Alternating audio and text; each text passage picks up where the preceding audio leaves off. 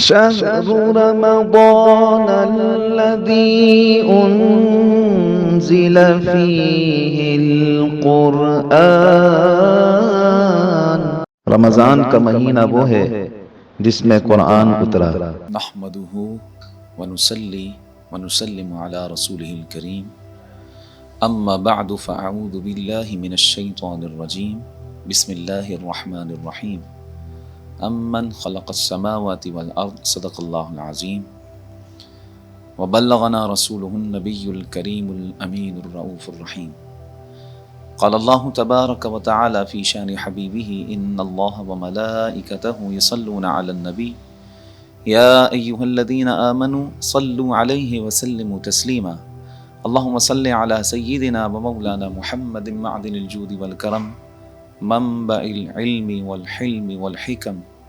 وعلى آله وصحبه وبارك وسلم صلاة وسلاما عليك يا سيدي يا سيدي يا رسول الله۔ معزز ناظرین السلام علیکم ورحمۃ اللہ وبرکاتہ۔ جاگ پیس ٹی وی کے رمضان ٹرانسمیشن کی اس خصوصی نشست میں آپ تمام احباب کو خوش آمدید کہتے ہیں۔ خلاصہ تراویح میں ہم آپ کے سامنے آج 20ویں پارے کا خلاصہ، اس کا اجمالی تذکرہ اور اس کی منتخب آیات کی تفسیر آپ کے سامنے بیان کرنے کی سعادت حاصل کریں گے۔ 20ویں پارے میں کل 16 رکوع ہیں اور اس میں 3 صورتیں ہیں۔ سورہ نمل کا بقیہ حصہ، سورہ قصص اور پھر آخر میں سورہ عنکبوت ہے۔ تو ہم انشاءاللہ تعالیٰ اب آپ کے سامنے اس کا اجمالی تذکرہ کریں گے۔ معزز ناظرین، جہاں سے 16ویں پارے کی ابتدا ہوتی ہے تو ابتدا میں اللہ تبارک و تعالیٰ نے زمین و آسمان اور ان کے درمیان جتنی موجودات ہیں ان موجودات کا تذکرہ کیا اور اس کے ساتھ ساتھ ایک سوال قائم کیا اللہ تبارک و تعالیٰ نے کہ اللہ عز و جل کے علاوہ ایسا کون ہے کہ جو یہ سب کام کر سکتا ہے، اور اس سوال کو بار بار دہرایا گیا، بار بار اس سوال کا تذکرہ کیا گیا، اِلٰہٌ مع اللہ اِلٰہٌ مع اللہ اِلٰہٌ مع اللہ، کہ اللہ کے علاوہ کوئی اور ہے جو یہ کام کر سکتا ہے۔ تو بار بار سوال کرنے کا مقصد یہ تھا تاکہ جو عقل کے اندھے ہیں ان کا ضمیر جاگ اٹھے اور وہ روشن ضمیر ہو جائیں اور وہ حق تبارک و تعالیٰ کی جلالت کو، اس کی قدرت کو تسلیم کر لیں۔ اس لیے اللہ تبارک و تعالیٰ نے اس میں بار بار اللہ تبارک و تعالیٰ نے اس سوال کو دہرایا ہے۔ اس کے بعد اللہ تبارک و تعالیٰ نے نبی رحمت شفیع معظم صلی اللہ تعالیٰ علیہ وآلہ وسلم کی تبلیغ دین کا تذکرہ فرمایا اور آپ کے فرما بردار ہونے کا ذکر فرمایا۔ قرآن مجید فرقان حمید کی تلاوت کرنے کا تذکرہ ہے اور اس کے ساتھ ساتھ اللہ تبارک و تعالیٰ نے ہدایت کا ذکر کیا کہ ہدایت کو قبول کیا جائے اور ہدایت کے قبول کرنے کا تذکرہ ہے۔ اس کے بعد اللہ تبارک و تعالیٰ نے اس میں دابۃ الارض کے بارے میں بیان کیا۔ قرب قیامت میں دابۃ الارض آئے گا، یعنی ایک ایسا جانور جو قیامت کے نزدیک ظاہر ہوگا، اور قیامت کی نشانیوں میں سے ایک نشانی دابۃ الارض ہے، تو اس کا تذکرہ ہے۔ پھر اس کے بعد اللہ تبارک و تعالیٰ نے سور پھونکنے کے حوالے سے ذکر فرمایا کہ سور پھونکا جائے گا، اور حضرت اسرافیل علیہ السلام کی یہ ڈیوٹی ہے کہ آپ اللہ تبارک و تعالیٰ کے حکم سے سور پھونکیں گے، اور اس کے بعد جو سور پھونکا جائے گا اس کے نتیجے میں پیدا ہونے والی گھبراہٹ کے بارے میں اللہ تعالیٰ نے بیان فرمایا کہ وہ گھبراہٹ پیدا ہو جائے گی، گھبراہٹ ہوگی، سور کی آواز سن کر لوگوں کے دل گھبرا جائیں گے، اور پھر جو نیک لوگ ہوں گے وہ قیامت کی اس گھبراہٹ سے محفوظ رہیں گے اور انہیں یہ گھبراہٹ کوئی نقصان نہیں دے گی۔ تو اس کا تذکرہ اور اسی بات پر اس صورت کا اختتام ہے۔ اس کے بعد سورۃ القصص ہے۔ قصص یہ قصۃ کی جمع ہے، اور اس صورت میں لفظ قصص کا استعمال ہوا ہے، اس لیے اس صورت کو سورہ قصص کہتے ہیں۔ یہ مکی صورت ہے اور ترتیب مصحف کے اعتبار سے یہ قرآن مجید فرقان حمید کی 28ویں صورت ہے، اور نزول کے اعتبار سے اس کا نمبر 49 یعنی 49واں نمبر ہے۔ اس صورت میں 88 آیات اور 9 رکوع ہیں، اور اس صورت کے حوالے سے بھی ہم دیکھیں تو اس صورت میں بھی اللہ تبارک و تعالی نے توحید و رسالت کو بیان فرمایا، حیات بعد الموت کے حوالے سے جو عقائد ہیں اس کا تذکرہ ہوا، اور اصول و قوانین کو اس حوالے سے بیان فرمایا، اور حضرت موسیٰ علیہ السلام کا خاص طور پہ اس صورت میں ذکر ہوا ہے۔ آپ کی ولادت سے لے کر آپ کی نبوت کے اور تورات شریف کے عطا کیے جانے تک تمام جو واقعات ہیں اور تمام جو باتیں ہیں اس کو تفصیل کے ساتھ اللہ تبارک و تعالیٰ نے صورت میں بیان فرمایا۔ پھر اس کے بعد بنی اسرائیل کے اندر ایک شخص تھا جس کا نام قارون تھا، بہت خزانے تھے اس کے پاس، ان خزانوں کا اللہ تعالیٰ نے اس میں ذکر کیا، اور پھر اس کی ہلاکت کا بھی ذکر فرمایا، اور اس صورت کا اختتام اس بات پر فرمایا کہ آخرت کا گھر نیک لوگوں کے لیے ہے، ہر ایک اپنے اچھے یا برے اعمال کی جزا یا سزا پائے گا، اور اللہ کی ذات کے علاوہ ہر چیز فنا ہو جائے گی۔ معزز ناظرین، واقعی یہ بات درست ہے کہ ایک رب باقی رہے گا، باقی سب فانی ہو جائے گا۔ آج ہم جو دنیا داری اور دنیا کی نعمتوں پر، جاہ و منصب پر، اپنی طاقت پر غرور اور تکبر میں مبتلا ہوتے ہیں، یہ بات ہمیں معلوم ہونی چاہیے کہ اللہ کے علاوہ سب فنا ہو جائے گا، اور ایک رب کی ذات باقی ہے، باقی سب فانی ہے۔ جس چیز میں تبدیلی پیدا ہو رہی ہو وہ چیز اس بات کی نشاندہی کر رہی ہوتی ہے کہ اس نے ختم ہونا ہے۔ جیسے ایک چھوٹا بچہ پیدا ہوتا ہے تو وہ چھوٹا ہوتا ہے، جب وہ چھوٹا ہوتا ہے پھر وہ بڑی عمر میں پہنچتا ہے، جب وہ بڑی عمر تک پہنچتا ہے جوانی کی عمر تک آتا ہے، جوانی سے پھر بڑھاپے کے اندر۔ آپ دیکھیے، پہلے بچپن ہے، پھر لڑکپن ہے، پھر جوانی ہے، پھر بڑھاپا ہے، تو یہ تبدیلیاں آ رہی ہیں، اور اس تبدیلی کی بنیاد پر ہم اس بات کو سوچیں کہ جب ہماری زندگی میں یہ تبدیلی آ رہی ہے تو یقیناً یہ زندگی ختم ہونے والی ہے، اور اس کے بعد جو باقی ہے وہ آخرت ہے۔ تو اللہ تبارک و تعالیٰ کے علاوہ سب چیزیں فنا ہو جائیں گی، اس بات پر اس صورت کا اختتام ہے۔ اس کے بعد سورہ عنکبوت ہے، یہ بھی مکی صورت ہے، ترتیب کے اعتبار سے یہ قرآن مجید فرقان حمید کی 29ویں صورت ہے۔ اس صورت کو عنکبوت اس لیے کہتے ہیں کہ اس عنکبوت کا معنی ہے مکڑی، اور جو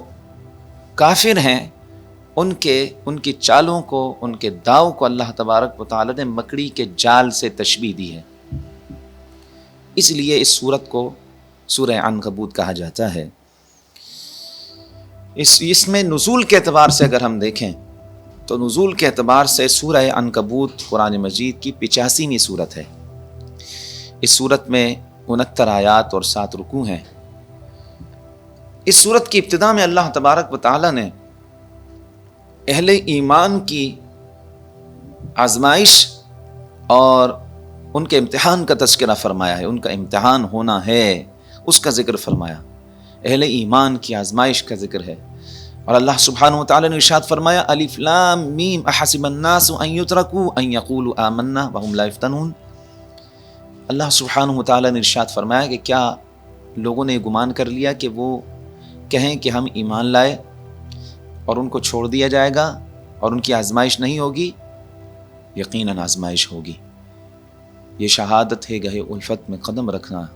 لوگ آسان سمجھتے ہیں مسلمان ہونا۔ دین اسلام جب بندہ قبول کرتا ہے تو آزمائشیں آتی ہیں۔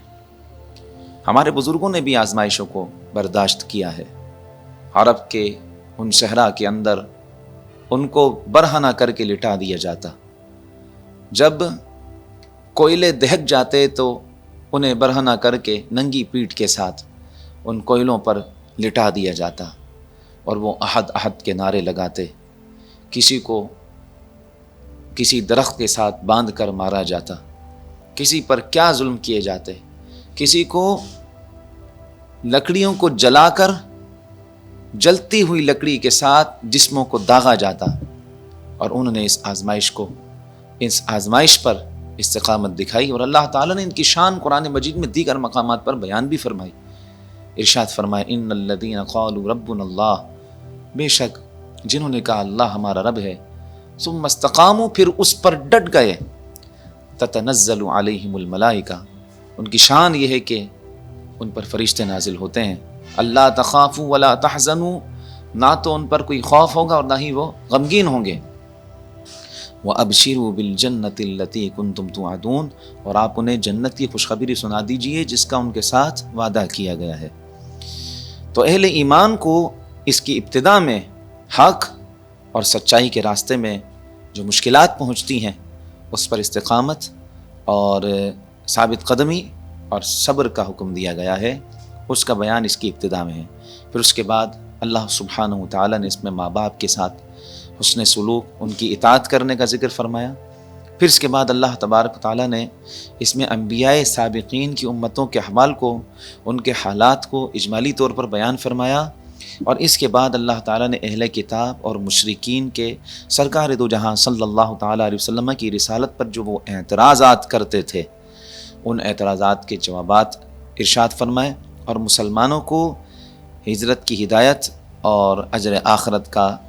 جو ثواب ہے اس کا بیان پر اس پارے کا اختتام ہے۔ تو میں نے آپ کے سامنے معزز ناظرین 20ویں پارے کا ایک اجمالی خلاصہ بیان کیا، اور امید ہے کہ آپ کو سمجھ آیا ہوگا۔ اب ہم اس کی منتخب آیات کی تفسیر آپ کے سامنے پیش کریں گے۔ 20ویں پارے کی جو ابتدا ہوتی ہے اس میں اللہ سبحانہ وتعالی نے ایک استفہامی انداز میں، یعنی سوالی انداز میں اپنی جلالت، قدرت کو بیان کرتے ہوئے ارشاد فرمایا کہ آسمانوں اور زمینوں کو کس نے پیدا کیا، آسمان سے بارش برسا کر بارونق باغات کس نے اگائے، پھر فرمایا زمین کو کس نے مقام قرار بنایا اور اس کے بیچ دریا جاری کیے، لنگر کی صورت میں مضبوط پہاڑ بنائے، مبتلا مصیبت کی فریاد کو کون سنتا ہے اور اس کے دکھوں کا مداوا کون کرتا ہے، خشکی اور سمندر کی ظلمتوں میں راہ کون دکھاتا ہے، بارش کی نوید بنا کر ٹھنڈی ہوائیں کون چلاتا ہے، اور ابتداءً مخلوق کو پیدا کرنے والا کون ہے، دوبارہ زندہ کون کرے گا، زمین و آسمان کی مخلوق کو روزی کون دیتا ہے۔ یہ سارے سوالات اٹھانے کے بعد اللہ تبارک و تعالی نے انسان کی عقل سلیم سے سوال کیا کہ کیا اللہ معبود برحق کے سوا یہ سب کام کرنے والا کوئی اور ہے؟ اور اس سوال کو بار بار دہرایا گیا، اِلٰہٌ مع اللہ قلیلا ما تذکرون، اِلٰہٌ مع اللہ قلیلا ما تشکرون، اِلٰہٌ مع اللہ تعالی عما یشرکون، اِلٰہٌ مع اللہ بل اکثرهم لا يعلمون۔ تو یہ بار بار سوال کیا جا رہا ہے اس لیے تاکہ عقل کے اندھے انسانوں کا ضمیر جاگ اٹھے اور وہ حق تبارک و تعالی کی جلالت و قدرت کو تسلیم کر لیں۔ اس کے بعد سورۃ القصص کی ابتدائی آیات میں ہی حضرت موسیٰ علیہ السلام کا تذکرہ ہے۔ حضرت موسیٰ علیہ السلام کی ولادت کا ذکر ہے۔ فرعون نے خواب دیکھا اور اس کے بعد اس نے اس کی تعبیر جب پوچھی تو تعبیر یہ بتائی گئی کہ ایک بچہ پیدا ہوگا آپ کی سلطنت میں جو آپ کی ساری سلطنت کو ختم کر دے گا۔ فرعون نے پھر یہ حکم نامہ جاری کر دیا کہ جو بھی لڑکا پیدا ہو اس کو ذبح کر دیا جائے، اس کو ختم کر دیا جائے، نہ بچہ پیدا ہوگا نہ سلطنت جائے گی۔ لیکن اللہ سبحانہ وتعالی کی ایک خفیہ تدبیر ہوتی ہے، ہر کسی کے لیے ایک اللہ کی خفیہ تدبیر ہوتی ہے، اور وہ خفیہ تدبیر یہی ہے کہ حضرت موسیٰ علیہ السلام فرعون کے غرق کرنے کی دعا کریں اور ساتھ میں فرعون سے بنی اسرائیل کو نجات دلائیں، فرعون کی تباہی اور بربادی کے اسباب میں سے ایک سبب بنے، اور اللہ تبارک و تعالی موسیٰ علیہ السلام کے ذریعے فرعون کو رسوا کرنے والا تھا۔ فرعون کو اس جو وہ خدائی کا دعویٰ کرتا ہے یا وہ اس بادشاہت کے منصب پر ہے، اس کی بادشاہت کو، اس کی سلطنت کو تباہ و برباد کرنے کی خفیہ تدبیر اللہ تبارک و تعالیٰ کی تھی۔ اور وہ کیا تھی کہ حضرت موسیٰ علیہ السلام باوجود اس کے کہ بنی اسرائیل میں لگاتار بنی اسرائیل کے اندر بچوں کو ذبح کیا جا رہا ہے، لیکن آپ کی والدہ کو اللہ تعالیٰ نے ایک چیز سجھائی کہ وہ حضرت موسیٰ علیہ السلام کو ایک صندوق میں بند کر کے دریائے نیل میں چھوڑ دیتی ہیں۔ وہ دریا، اس میں سے کچھ نہریں دربار کے سامنے سے گزرتی تھیں۔ فرعون اپنے دربار میں تھا، دیکھا کچھ چیز آ رہی ہے، جب کھولا گیا تو اس کے اندر حضرت موسیٰ علیہ السلام تھے۔ تو جب حضرت آسیہ جو فرعون کی زوجہ تھی، انہوں نے جب دیکھا تو کہا اسے قتل نہ کرو، اور یہ میری اور آپ کی آنکھوں کی ٹھنڈک ہو سکتا ہے، اور ہم اسے اپنا بیٹا بنا لیتے ہیں، اور انہیں شعور کا آپ کیوں اسے مار رہے، اتنے پیارے اتنے خوبصورت سے تو ہیں یہ۔ تو اللہ تبارک و تعالی نے یہ خفیہ تدبیر فرمائی کہ اللہ تعالی نے موسیٰ علیہ السلام کو فرعون کے گھر میں ہی جوان فرمایا۔ رسول اللہ صلی اللہ تعالی علیہ وآلہ وسلم نے تاریخ انسانیت کی 4 بڑی خواتین کا ذکر کیا، ان میں آسیہ زوجہ فرعون کا بھی ذکر کیا، اور قیامت کے دن ان کا نکاح رسول اللہ صلی اللہ تعالی علیہ وآلہ وسلم سے ہی ہوگا۔ اور یوں پھر حضرت موسیٰ علیہ السلام کو دودھ پلانے والیوں کے لیے بلایا گیا، تو آپ کی جو والدہ تھیں وہ پھر آپ کی طرف ایک حکمت عملی کے ساتھ پہنچی، اور انہوں نے پھر آپ کو دودھ پلایا۔ اس کے بعد آپ جوان ہوئے، اور پھر وہاں پر آپ کو معلوم ہوا کہ آپ بنی اسرائیل سے ہیں، اور یہاں پر قبطیوں کی حکومت ہے۔ فرعون جو ہے قبطی قوم سے تعلق تھا اس کا، اور اس کی حکومت تھی، اس کے لوگ، اس کی برادری سب پر چھائی ہوئی تھی۔ بنی اسرائیل وہاں پر غلاموں والی زندگی گزار رہی تھی، اور آپ ان سے آزادی کروانا چاہتے تھے۔ تو ایک مرتبہ ایسا ہوا کہ ایک شخص نے حضرت موسیٰ علیہ السلام کے سامنے بنی اسرائیل کے ایک شخص کو گھسیٹ کر مارنا شروع کر دیا۔ حضرت موسیٰ علیہ السلام نے اس شخص کو جو ایک مکہ لگایا تو وہ وہیں ڈھیر ہو گیا۔ اللہ تعالیٰ نے آپ کو بڑی قوت اور طاقت عطا فرمائی تھی۔ تو پھر ایک شخص آیا اور اس نے کہا کہ آپ یہاں سے چلے جائیں، فرعون اور اس کے لوگ جو ہے نا آپ کو قتل کریں گے، تو آپ وہاں سے نکلیں، اور مدین کی طرف آپ آ گئے۔ مدین کے جب مقام پر آپ جانے لگے تو راستے میں ایک جگہ تھی جہاں سے آپ نے دیکھا کہ لوگ پانی بھر رہے ہیں اور پانی پی رہے ہیں۔ آپ بھی اس مقام پر رک گئے۔ 2 لڑکیاں وہاں پر کھڑی تھیں اور انتظار میں تھیں کہ جب یہاں سے لوگ پانی پی کر، پانی بھر کر فارغ ہوں تو پھر ہم بھریں۔ حضرت موسیٰ علیہ السلام نے ان لڑکیوں سے پوچھا، انہوں نے کہا ہم تو اسی طرح روز کھڑی رہتی ہیں، یہ لوگ آتے ہیں اپنے مویشیوں تک کو پانی پلا دیں، پھر ہماری باری آتی ہے۔ حضرت موسیٰ علیہ السلام اللہ تعالیٰ نے قوت طاقت عطا فرمائی تھی، آپ نے ان سب کو پیچھے ہٹایا اور ان بچیوں کے لیے پانی بھر دیا، اور پھر آپ ان کے ساتھ کہا کہ میں آپ کے گھر بھی چلتا ہوں۔ راستے میں آپ نے پوچھا تو انہوں نے کہا کہ ہمارے والد بوڑھے ہیں اور ہم یہاں سے پانی بھر کے لے کر جاتے ہیں، وہ بیمار بھی ہیں۔ جب آپ وہاں پہنچے اور اپنی بات ان سے عرض کی، حضرت شعیب علیہ السلام، یہ بچیاں حضرت شعیب علیہ السلام کی گھر سے تعلق تھا ان کا، آپ کی بیٹیاں تھیں، اور حضرت موسیٰ علیہ السلام کے ساتھ ایک بیٹی کا نکاح ہوا، اس شرط پر کہ آپ جو ہے ہمارے مویشیوں کو بھی چروائیں گے، اور آپ جو ہے ہمارے لیے پانی بھی بھر کے لایا کریں گے۔ 8 سال کی مدت طے ہوئی، اور فرمایا کہ اگر آپ 20 پورے کر لیں تو یہ آپ کی طرف سے احسان ہوگا۔ حضرت موسیٰ علیہ السلام 10 پورے کر لیں تو احسان ہوگا۔ 10 سال حضرت موسیٰ علیہ السلام نے اس کے مکمل فرمائے۔ المختصر یہ کہ حضرت موسیٰ علیہ السلام